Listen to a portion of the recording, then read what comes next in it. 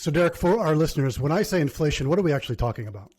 So basically, inflation is just the increase in prices over a certain period of time. And there's actually a couple ways this can happen. So the first way is called, do you want me to go into like what causes it? Absolutely. Okay. I know you've been chomping at the bit for this, so totally. go by all means. Okay, so the first way is called cost push inflation. And we mentioned both of these when we did the Bitcoin podcast, but we kind of did the bird's eye view. And I kind of wanted to get a little deeper into what causes inflation. So the first one's called cost push inflation, and that's like when production costs and wages increase, materials become more expensive, and that results in the increase in prices for consumers. So if you remember, like a couple of years ago, it wasn't even that long ago. Do you remember when gasoline was like $4 a gallon? It was like nationwide. Oh, yeah. Yeah, go ahead. No. I had an F-150. I had a Ford F-150 at the time, and it was my reason for selling it because we had just opened up the Ashland office, and I was driving 100 miles one way right. on $4 per gallon, and I had to come to an end quickly. Yeah, that cuts into your profits. I bet you. Did you switch to a Prius? I got a Ford Fusion, is what I moved to. There you go. Yeah, and then you got the Toyota now. So yeah, moving up in the world. Yeah. Well, it's funny. It's funny you say that because I've actually I've had this talk with Emily, my daughter, who's my middle child, and I was talking to her, what vehicle should we get next? And she said, I think you should get a truck.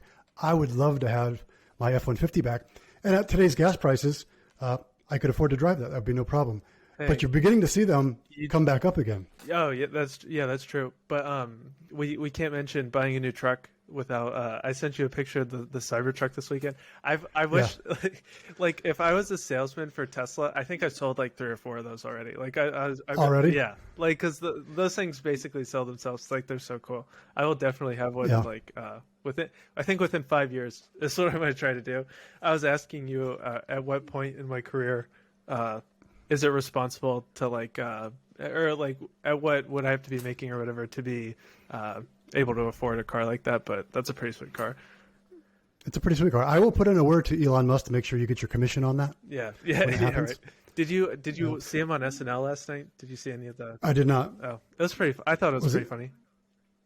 He's legit. He actually said that he came out and he said he has Asperger's. He was like. He said he was the first person that had Asperger's to host SNL, but I thought it was pretty funny. He did a pretty good job. Yeah.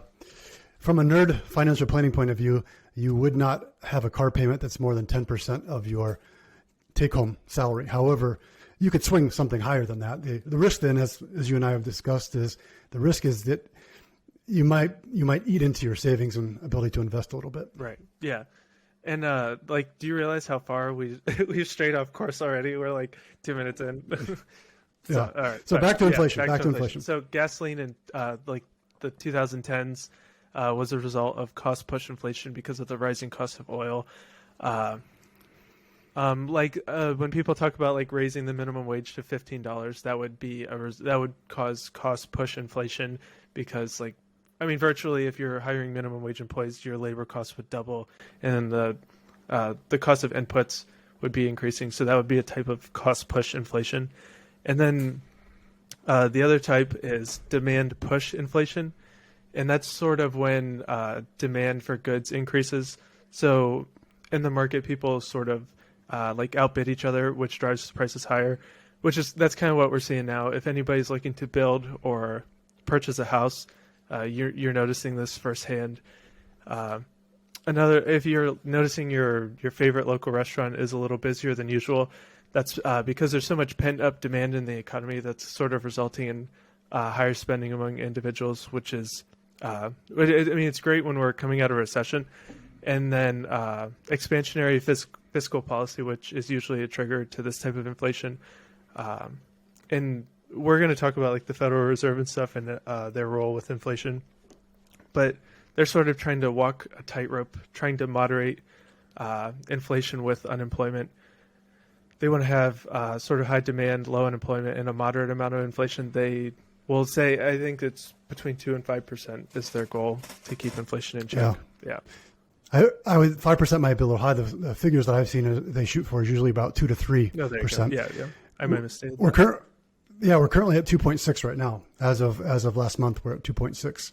But there's actually two other factors that may cause inflation as well. You had mentioned one of them in a prior podcast, and that is one, the expectation of inflation. Yeah. If I am a worker and I'm expecting to get a raise next year, and years following that my income should go up, well, that expectation for a raise is going to cause the prices of goods to go up, because the manufacturers of these goods, they're not going to eat that cost. They're going to pass that on to the consumer, right? Right. Yeah. Yeah.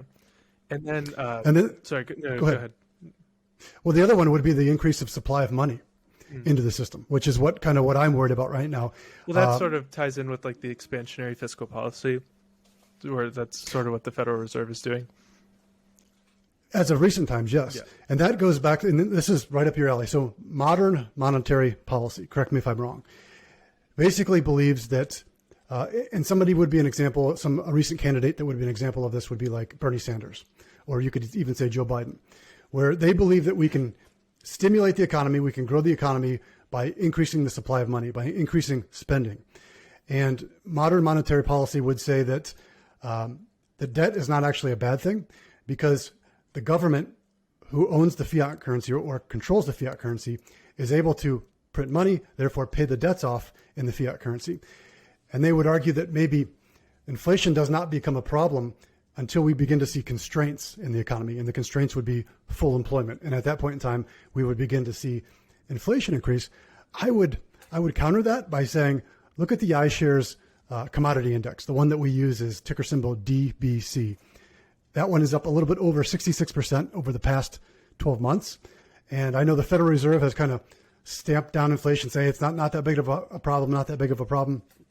Ask anybody who is trying to build a home right now, ask anybody who wants to put a new deck in their house to find out what the cost of materials and lumber is. Yeah.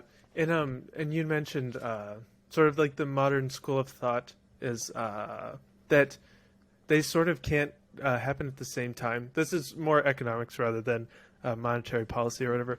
But there's actually like a dichotomy between inflation and unemployment. Usually when you would, all the mechanisms that would decrease unemployment raise inflation and vice versa. And it's just kind of an interesting thing to note there, kind of like what you said. But you had mentioned that the government and the Federal Reserve are kind of understating inflation. And that kind of seems to be the case. Like what you said, just by lived experience, you can kind of already see the effects of inflation in my personal life. And like you said, if you're building a house,